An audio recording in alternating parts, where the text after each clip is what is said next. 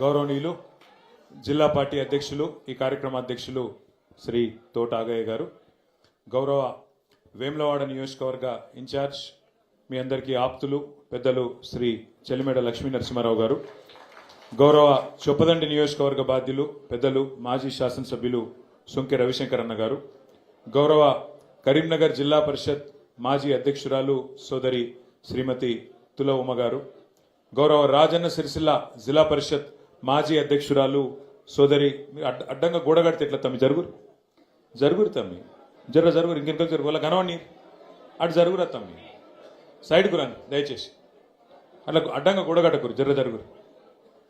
రాజన్న సిరిసిల్ల జిల్లా పరిషత్ తొలి అధ్యక్షురాలు మా సోదరి శ్రీమతి న్యాలకొండ అరుణా రాఘవరెడ్డి గారు, గౌరవనీయులు సెస్ చైర్మన్ గారు సోదరులు చిక్కాల రామారావు గారు, మార్క్ఫెడ్ మాజీ అధ్యక్షులు సోదరులు శ్రీ లోక బాపిరెడ్డి గారు, కరీంనగర్ జిల్లా పరిషత్ మాజీ ఉపాధ్యక్షుడు తమ్ముడు సిద్ధం వేణు గారు, గౌరవనీయులు మన సీనియర్ నాయకులు ఏనుగు మనోహర్ రెడ్డి గారు, సిరిసిల్ల పట్టణ పార్టీ అధ్యక్షులు జిందం చక్రపాణి గారు, గౌరవనీయులు తంగలపల్లి మండల అధ్యక్షులు శ్రీ గజబింకర్ రాజన్న గారు, వేదికపైన ఆసీనులైన సెస్ ఉపాధ్యక్షులు సోదరుడు తిరుపతి గారు, సెస్ డైరెక్టర్లు, వివిధ మండలాల పార్టీ అధ్యక్షులు, అట్లాగే మాజీ జెడ్పీటీసీలు, మాజీ ఎంపీపీలు, గౌరవ రాష్ట్ర మరియు జిల్లా స్థాయి సీనియర్ నాయకులు, వేదిక ముందున్న మరి ఈరోజు ముఖ్యంగా పెళ్లి కొడుకులు పెళ్లి కూతుర్లు ఎవరైతే కొత్తగా సర్పంచులుగా గెలిచిన మా ఆడబిడ్డలకు అన్నదమ్ములకు పేరు పేరున ఉప సర్పంచులకు వార్డు సభ్యులకు పేరు పేరున అందరికీ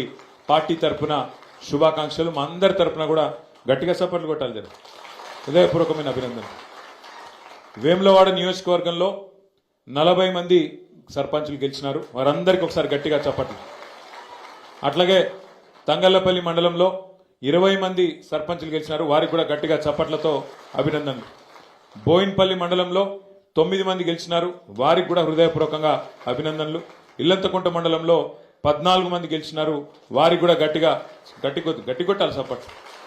మొత్తం 2 దశల్లో జరిగిన ఈ ఎన్నికల్లో మరి 83 మంది వేములవాడ, అదేవిధంగా ఇల్లంతకుంట, బోయిన్పల్లి, తంగళ్లపల్లి కలిపితే 83 మంది సర్పంచ్లుగా గెలిచిన బీఆర్ఎస్ మద్దతుదారులందరికీ పేరు పేరున అభినందనలు. అయితే చాలామంది పెద్దలు మాట్లాడి చాలా విషయాలు మీకు చెప్పే ప్రయత్నం చేసినారు. ముందుగా మీకు ఒక్కసారి మీ హక్కుల గురించి కూడా తెలుసుకోవాల్సిన బాధ్యత, అసలు ప్రభుత్వాలు ఎట్లా పనిచేస్తాయో తెలుసుకోవాల్సిన బాధ్యత కూడా మీ మీద ఉన్నది.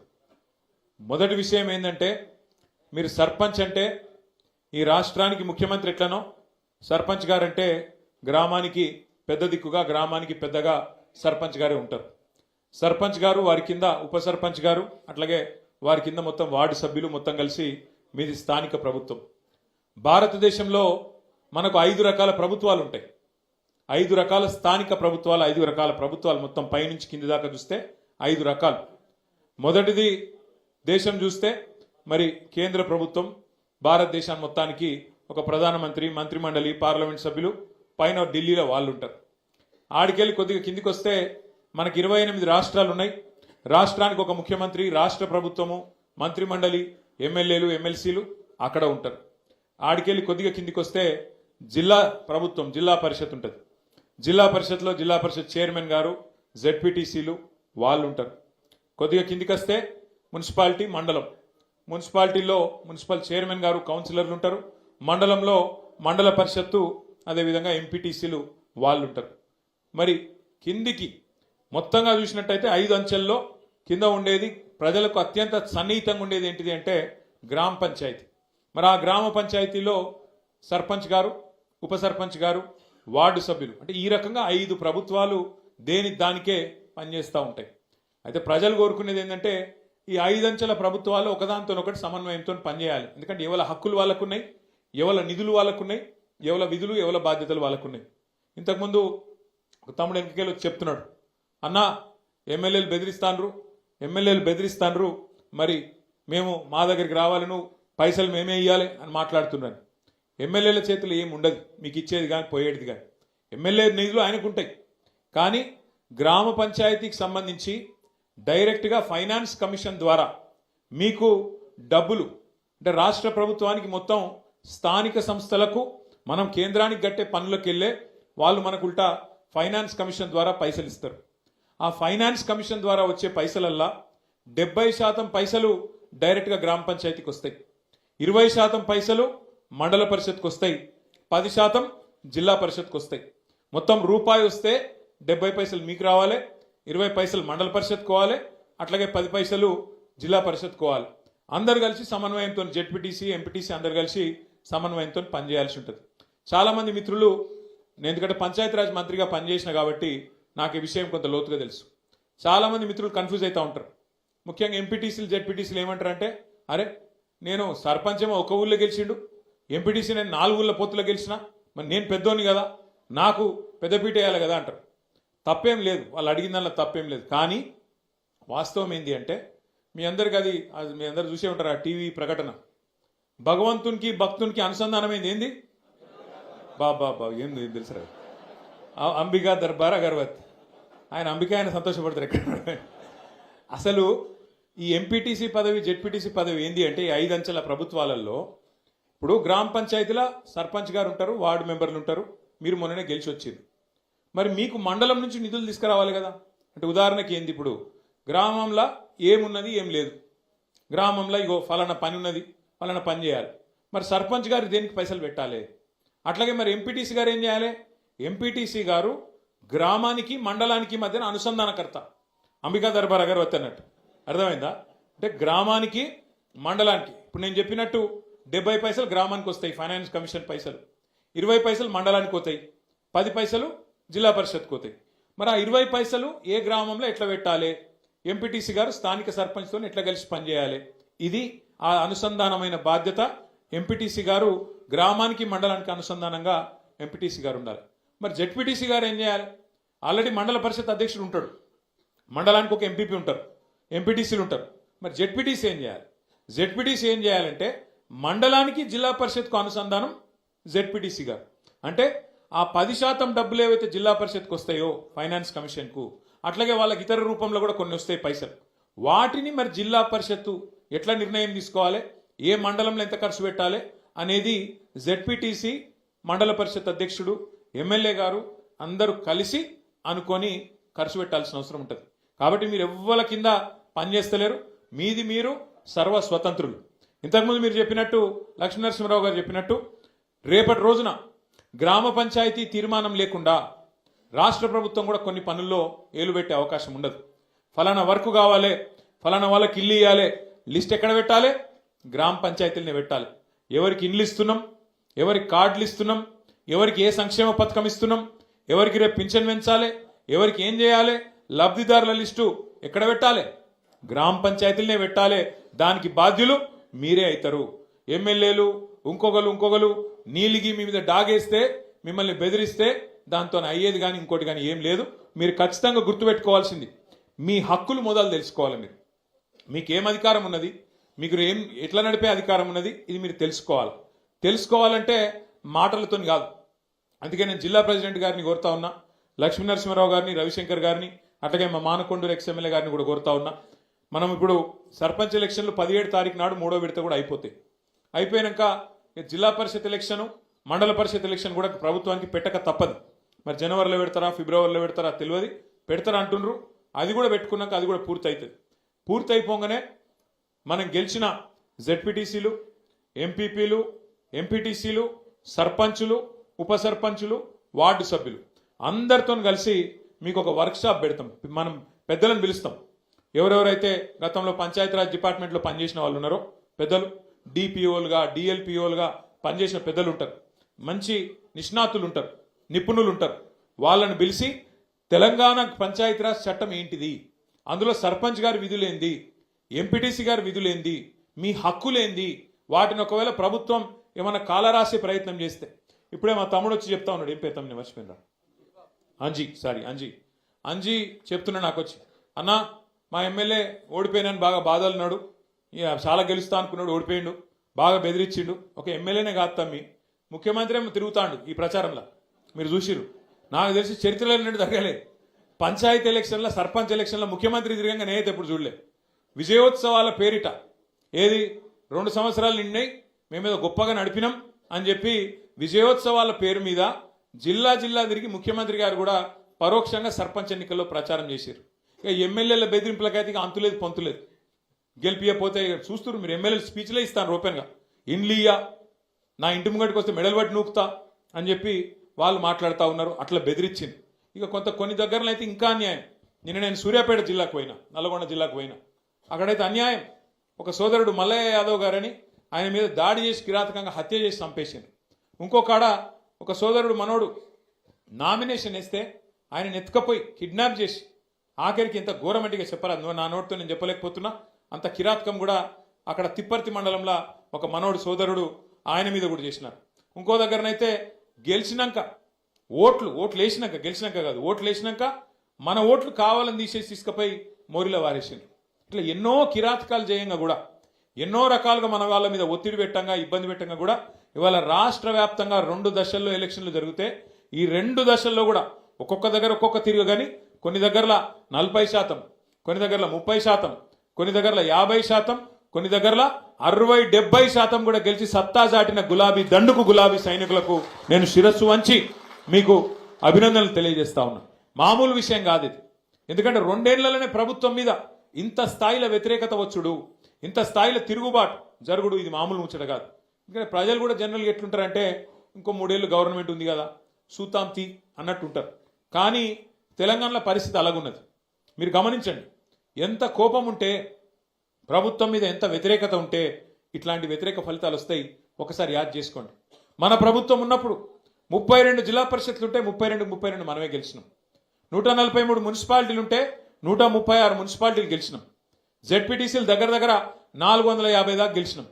మండలాలు దగ్గర 430 దాకా గెలిచినాం. 520 చిల్లర మండలాలు ఉండే అప్పుడు కొద్దిగా పెరిగినాయి ఇప్పుడు.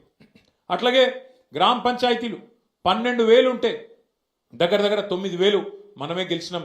కేవలం అక్కడనో ఇక్కడనో వాళ్ళు ఒక 15-20% గెలిచిరు, కానీ మనం గెలిచినట్టు 30%, 40%, 50-60% వాళ్ళు ఎక్కడ కూడా గెలవలేదు. 2 ఏళ్లు తిరగకుండానే ప్రభుత్వానికి ఈ పరిస్థితి వచ్చింది. మరి పెద్దల ఆత్మవిమర్శ చేసుకోవాలి కాంగ్రెస్ వాళ్ళు. ఎందుకు 2 ఏళ్లు తిరగకుండానే ప్రజలలో ఇంత కోపం వచ్చింది? మనకు కనబడుతూనే ఉన్నది.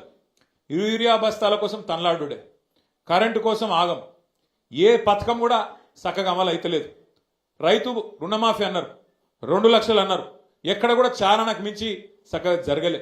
అట్లాగే రైతు బంధు పెంచుతామన్నారు, 10,000 కేసీఆర్ ఇస్తే మేము 15,000 అన్నారు, ఇలా అది కూడా చక్కగా ఇయ్యలేదు, 2 సార్లు ఎగ్గొట్టింది.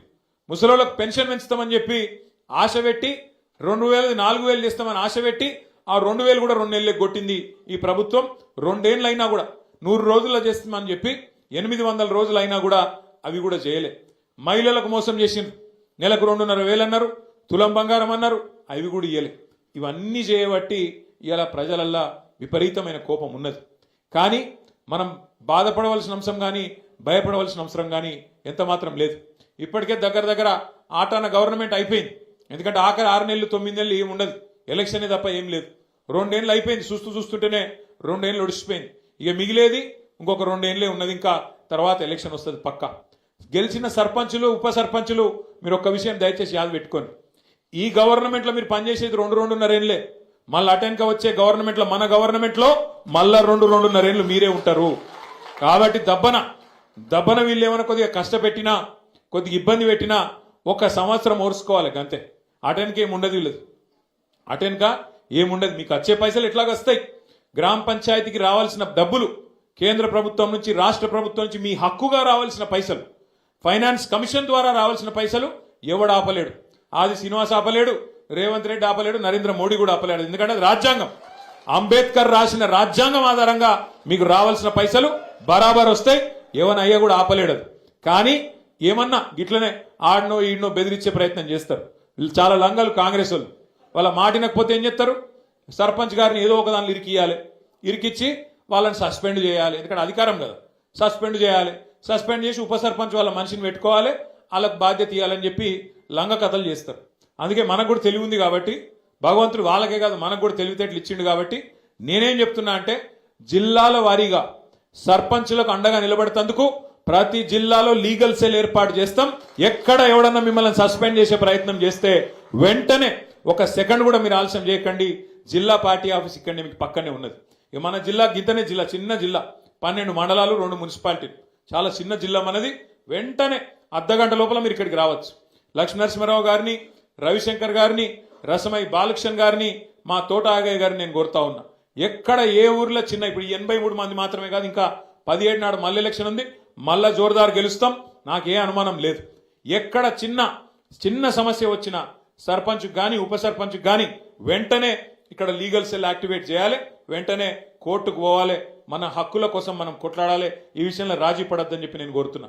మీకు కూడా ఏ గ్రామంలో నన్ను ఎవడని ఇబ్బంది పెడితే, అధికారో ప్రభుత్వంలో ఉన్న పెద్దలో ఇబ్బంది పెడితే ఒక సెకండ్ కూడా మీరు ఆలస్యం చేయొద్దు, మీ ఇన్ఛార్జ్ గారికి వెంటనే చెప్పాలి. చెప్పి అన్నాగో ఇట్లా చేస్తున్నారు, వీళ్ళు ఆగం చేస్తున్నారు అని చెప్పి వెంటనే మీరు స్పందించి ఎక్కడ వాళ్ళు అక్కడ హుషారుగా కాపాడుకోవాలి. ఎందుకంటే గెలిపించడం ఒక్కటే కాదు కదా, గెలిచినాక కాపాడుకుంటూ కూడా మన బాధ్యత.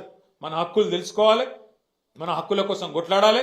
ఖచ్చితంగా రాజ్యాంగం ఆధారంగా మనకు ఏదైతే రావానో వాటిని బ్రహ్మాండంగా వసూలు చేయాలి, బ్రహ్మాండంగా హక్కులు తీసుకోవాలి. అయితే ఇంకొక మాట కూడా నేను మీకు విజ్ఞప్తి చేస్తున్నా. 10 ఏళ్లలో మనం ఏం చేసినాం, ఇవాళ ఈ 2 ఏళ్లలో ఈ ప్రభుత్వం ఏం చేసింది గ్రామాలకు ఒక్కసారి నాకంటే బాగా మీకే తెలుసు. ఒకసారి యాద్ చేసుకోండి, ప్రజలకు కూడా యాద్ చేపియండి. 10 ఏళ్లలో మన ప్రభుత్వం ఉన్నప్పుడు భారతదేశానికి ఆదర్శంగా పల్లెలను నిలిపిండు కేసీఆర్ గారు. ఇదేదో నేను మనకు మనమే కితాబిచ్చుకుంటలేం, మనకు మనమే సర్టిఫికెట్ ఇచ్చుకుంటలేం. మన రాజన్న సిరిసిల్ల జిల్లా పరిషత్కు కేంద్ర ప్రభుత్వమే ఉత్తమ జిల్లా పరిషత్ అవార్డు కూడా మన జిల్లాకే ఇచ్చింది. యాద్ చేసుకోండి మీరు ఒక్కసారి. అట్లాగే భారతదేశంలో జనాభా పరంగా చూసుకుంటే మన జనాభా ఎంత? మనం 3% కంటే తక్కువ ఉంటాం. మొత్తం దేశం జనాభా 145 కోట్లు అయితే మనం 4 కోట్లు, అంటే 3% కంటే తక్కువ. కానీ 3% కంటే తక్కువ జనాభా ఉన్న రాష్ట్రం కేంద్రం పంచాయతీ రాజ్ అవార్డులు ఏది ఉత్తమ పంచాయతీలు ఎక్కడున్నాయని ప్రకటిస్తే 3% కంటే తక్కువ జనాభా ఉన్న రాష్ట్రం 30% అవార్డులు కొట్టినాం మనం కేసీఆర్ గారి నాయకత్వంలో ఉత్తమ పంచాయతీలు. మరి ఇది భారతదేశంలోనే రికార్డు, ఏ ప్రభుత్వం కూడా ఇంతవరకు సాధించలేదు రికార్డు. ఎట్లొచ్చినాయి అవార్డులు? మరి ఉత్తగానే వచ్చినాయా? పైరవి చేస్తే వచ్చినాయా? కాదు, పని చేస్తే వచ్చినాయి. ఏం పని చేసినాం? ప్రతి ఊళ్ళో ఒక నర్సరీ పెట్టినాం, ప్రతి ఊళ్ళో ఒక డంప్ యార్డ్ పెట్టినాం, ప్రతి ఊళ్ళో ఒక ట్రాక్టర్ పెట్టినాం, ప్రతి ఊళ్ళో ట్యాంకర్ పెట్టినాం, ఒక ట్రాలీ పెట్టినాం, ప్రతి ఊళ్ళో ఒక శ్మశాన వాటిక పెట్టినాం, ప్రతి ఊళ్ళే ఒక పల్లె ప్రకృతి వనం కట్టినాం. ప్రతి ఊరికి ఒక ప్రణాళిక, మన ఊరు మన ప్రణాళిక అనే ఒక ఆలోచన తీసుకొచ్చి ఎవల నిధులెన్ని ఎవల విధులేంది అని డిసైడ్ చేసి నెల నెల టంచన్గా మనకు ఫైనాన్స్ కమిషన్ నుంచి వచ్చే పైసలు బ్రహ్మాండంగా గ్రామ పంచాయతీలకు అందజేసినాం. అందజేస్తే ఏం జరిగింది? పని జరిగింది. ఒక చెట్టు పెడితే చెట్టు చచ్చిపోవద్దు అని చెప్పి హరితహారం కార్యక్రమం ప్రారంభిస్తే కేసీఆర్ గారు పంచాయతీరాజ్ చట్టంలో పెట్టిండు. ఏమని? 85% చెట్లు బతకాలే, బతికేటట్టు చూసుకునే బాధ్యత సర్పంచులు, ఉప సర్పంచులు, వార్డు సభ్యులు మీరే తీసుకోవాలని. ఇలా కొన్ని ఊర్లు తిరుగుతుంటే నిజంగా కడుపు నిండినంత సంతోషం అవుతుంది. ఆ పెరిగిన చెట్లు, ఏపుగా పెరిగిన చెట్లు అద్భుతంగా నీడనిస్తుంటే, మన పిల్లలకు రక్షణ ఇస్తుంటే గొప్పగా హృదయం ఆనందంతో ఉప్పొంగిపోతుంది. నిన్న నేను సూర్యాపేట జిల్లాకు పోయి ఆడికెళ్ళి మన తుంగతుర్తి పోయి తుంగతుర్తికి వెళ్ళి సూర్యాపేట పోతుంటే అక్కడ మధ్యలో ఒక ఊర్లో ఆగిన మనోళ్ళు ఆపితే, అక్కడ అప్పుడే ఎలక్షన్ అయింది, కౌంటింగ్ అవుతుంది, మనోళ్ళు ఆపినరు. ఆగిన నేను ఆగితే ఆ ఊరు పేరు ఏపూరు. ఆ ఏపూరు అనే గ్రామం నిజంగా ఎంత గొప్పగా అనిపించిందంటే నాకు. మంచిగా ఆడ చెక్ డ్యామ్ కట్టిరు. ఆ చెక్ డ్యామ్ పక్కన మొత్తం నీళ్ళు ఆగి ఉన్నాయి. మంచిగా బతుకమ్మ ఘాటు కట్టుకున్నారు, ఆడ మంచి ఇట్లా మెట్లు కట్టుకున్నారు. పెద్ద ఊరు, దగ్గర 3000 ఓట్లు ఉంటాయి, పెద్ద ఊరు. ఆ ఊళ్ళే మొత్తం ఒక వైకుంఠ ధామం కట్టిరు, ఒక పెద్ద శివుని విగ్రహము, వైకుంఠ ధామము, మంచి కాంపౌండ్ వాళ్ళు, బ్రహ్మాండంగా ఉత్తమ గ్రామ పంచాయతీగా వాళ్లకు దేశంలోనే అవార్డు వచ్చింది. అట్లా ఆ తీరుగా పనిచేయాలి చేస్తే. ఎందుకంటే సర్పంచ్ చేయాలి, మీరు గెలిచిరు, సంతోషం, 5 ఏళ్లకు మీరే ఉంటారు, గ్రేటు. కానీ పని చేసి చూపెడితే, పని చేసి ప్రజలకు, ఎందుకంటే ప్రతి ఒక్కరు మీరు మాట ఇచ్చింటారు, ఫలానా పని ఫలానా పని ఫలానా పని నేను చేస్తా అని చెప్పింటారు. కాబట్టి మనం చేయాల్సిందల్లా ఏంటంటే పదవిలోకి వచ్చుడు ముఖ్యం కాదు. పదవిలోకి వచ్చినాక ఆ పదవికి వన్నె తెచ్చే విధంగా, ఆ పదవికి గౌరవం పెంచే విధంగా ప్రజల ముందు నడుచుకుంటేనే మనని యాది పెట్టుకుంటారు. ఇగో ఫలానా సర్పంచ్ గారు ఉన్న టైంలో ఇగో ఫలానా పని అయింది, ఇంత గొప్పగా పనిచేసి మా ఊరును బాగా చేసిండ్రు అనే విధంగా ఆలోచించడం జరుగుతుంది. ప్రజలు కూడా యాద్ చేసుకోవడం జరుగుతుంది. ఎందుకంటే పదవులు పోతాయి, ప్రాణాలు కూడా పోతాయి, కానీ మిగిలేది పేరు ఒక్కటి మాత్రమే. మిగిలేది మనిషికి జీవించినంత కాలం మంచిగా పనిచేస్తే మరణించిన తర్వాత కూడా మిగిలేది పేరు ఒక్కటే.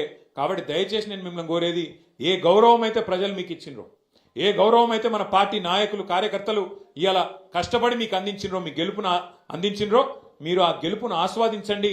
కానీ మీకు వచ్చిన ఈ పదవిని ప్రజల కోసం, మన పనుల కోసం, గ్రామం పనుల కోసం పూర్తి స్థాయిలో వినియోగించండి. అండగా మేముంటాం. మన ఎమ్మెల్సీలు ఉన్నారు, ఎమ్మెల్యేల సంబంధించి మరి కొంతమంది ఎంపీలు ఉన్నారు, 4 రాజ్యసభ ఎంపీలు. అక్కడనో ఇక్కడనో కొంత నిధులు కూడా అందించే ప్రయత్నం తప్పకుండా చేస్తాం. భయపడవలసిన అవసరం లేదు. అట్లాగే మీకు ఫైనాన్స్ కమిషన్ ద్వారా వచ్చే డబ్బులు రొటీన్గా రాజ్యాంగబద్ధంగా వచ్చేటి ఎట్లాగూ వస్తాయి. ఇయ్యకపోతే అసెంబ్లీలో, శాసన మండలిలో, పార్లమెంట్లో వాళ్ళను తప్పకుండా నిలదీసి ఆ డబ్బులు ఇప్పించే బాధ్యత కూడా మేము తీసుకుంటామనే మాట కూడా నేను మీకు విజ్ఞప్తి చేస్తున్నా. మీ మీద ఎవరు ఏమీ చేయలేరు. ఎవరు బెదిరించినా, ఎవరు ఎన్ని రకాల ప్రలోభాలు పెట్టినా వాటికి లొంగకుండా మీరు ఆల్రెడీ గెలిచి వచ్చినారు. చాలా చాలా సంతోషం. నేను మిమ్మల్ని కోరేది ఒకటే, అరే మన పని అయిపోయింది, మరిగా మనం పక్క కూర్చుంటామంటే నడవదు. ఇంకొక మన జిల్లాలో ఇంకొక 4-5 మండలాల్లో ఎలక్షన్ ఉంది. అక్కడ కూడా మీరు దిగాలి. మీ చుట్టాలో, దోస్తులో, వాళ్ళో వీళ్ళు ఉంటే మన పార్టీ నాయకులు గెలిచేటట్టు. ఎందుకంటే ఒక్కొక్కరు ఎలక్షన్లు ఎంత కష్టపడ్డారో మీకు తెలుసు, మీ ఎలక్షన్లు ఎంత తనలాడిరో మీకు తెలుసు. కాబట్టి అక్కడ మనోళ్ళు కూడా కొట్లాడుతారు 17 తారీఖు రోజు. వాళ్ళు కూడా గెలిచేటట్టు మీరు కూడా మరి వేడి నీళ్ళకి సన్నీళ్ళు సాయం అన్నట్టు కొంత సాయం చేయండి. అవసరమైతే ఒక రోజు ఒక పూట అడిదికి పోయిరాన్రి. అక్కడ కూడా మీకు తెలిసిన వాళ్ళు, దోస్తులో, చుట్టాలో, క్లాస్మేట్సో ఎవరైనా ఉంటే ఒక అడుగు పక్కకు పోయి అక్కడ కూడా చెప్పి రావాలి. మనోళ్ళు గెలిచేటట్టు చూసుకోవాలి. ఎందుకంటే పెద్దలు ఒకటే చెప్తారు, ఎక్కడ పోగొట్టుకున్న దాన్ని మళ్ళీ అక్కడనే దేవులాడుకోవాలి. మనకు అధికారం పోయిందని బాధ లేదు, అధికారం పోయిందన్న బాధ ఏం లేదు. సరే, ఇక వేములవాడలో మీకు తెలుసు, పాపం 4 సార్లు ఓడిపోయింది ఆయన అని చెప్పి ఆయన ఏడుచుకుంటా తిరిగితే ఏదో 4 ఓట్లు వేసిరు. ఆయన ఏం పెద్ద మేయారిటీతో నేను గెలవలే. తిప్పి కొడితే ఎంత 12,000, 14,000 ఓట్ల మేయారితో గెలిచింది. ఆయనేమో పెద్ద దానికేదో చాలా గొప్ప ఇది లెక్క. తెల్లారులేస్తే కేసీఆర్ గారిని తిట్టుడు, తెల్లారులేస్తే కేసీఆర్ను అట్లా ఇంత మాట అంత మాట అనుడు. గది కాదు కదా గెలిపించింది నిన్ను. శాతనైతే మాకంటే ఎక్కువ పని చేసి చూపెట్టు, శాతనైతే మాకంటే ఎక్కువ చెయ్యి. రైతు బంధు 15,000 చేస్తానో కదా చెయ్యి, 4,000 పెన్షన్ చేస్తానో కదా చెయ్యి, మహిళలకు 2,500 ఇస్తానో కదా ఈ పని చేయగలిగితే గా పని చేయి. తెల్లారులేస్తే కేసీఆర్ని తిట్టాలి, తెల్లారులేస్తే బీఆర్ఎస్ వాళ్ళని తిట్టాలి. గది కాదు కదా రాజకీయం అంటే. అందుకే నేను మిమ్మల్ని కోరేది ఏంటంటే, ఇక ఎలక్షన్ల దాకానే రాజకీయం. ఎలక్షన్లు అయిపోయాక పనిలో పడాలి, పని చేయాలి. గ్రామానికి, రాష్ట్రానికి, ప్రజలకు, మనం ఎన్నుకున్న మన ప్రజలకు మనం సేవలు అందించాల్సి ఉంటుంది. ఆ దిశగా ముందుకు పోదాం. మీ అందరికి కూడా 84 మంది సర్పంచులు, అదేవిధంగా గౌరవ ఉప సర్పంచులు, వార్డు సభ్యులు ఎవరెవరైతే గెలిచి వచ్చిండ్రో, వాళ్ళని ఎవరెవరైతే గెలిపించిండ్రో వాళ్ళందరికీ శుభాకాంక్షలు తెలియజేస్తూ నేను దయచేసి మిమ్మల్ని కోరేది, ఆగమాగం చేయకూరి ముందు సర్పంచ్లకు సన్మానం చేద్దాం. ఎందుకంటే వాళ్ళందరూ కష్టపడి గెలిచి వచ్చిండ్రు. 84 మంది ఇక్కడ ఉన్నారు. మిగతా వాళ్ళు జర్ర ఓపికగా ఉండాలి. మండలాల వారీగా, గ్రామాల వారీగా మన ప్రెసిడెంట్ గారు పిలుస్తారు. వాళ్ళు పిలిచిన వాళ్ళే రావాలి. డిసిప్లిన్గా దయచేసి సహకరించాలని కోరుతూ మళ్ళొక్కసారి మీ అందరికీ గట్టిగా చప్పట్లతో అభినందనలు చెప్పాలని చెప్పి కోరుతూ జై తెలంగాణ. షేర్ చేయండి, లైక్ చేయండి, సబ్స్క్రైబ్ చేయండి. మరిన్ని వీడియోల కోసం బెల్ సింబల్ పై క్లిక్ చేయండి.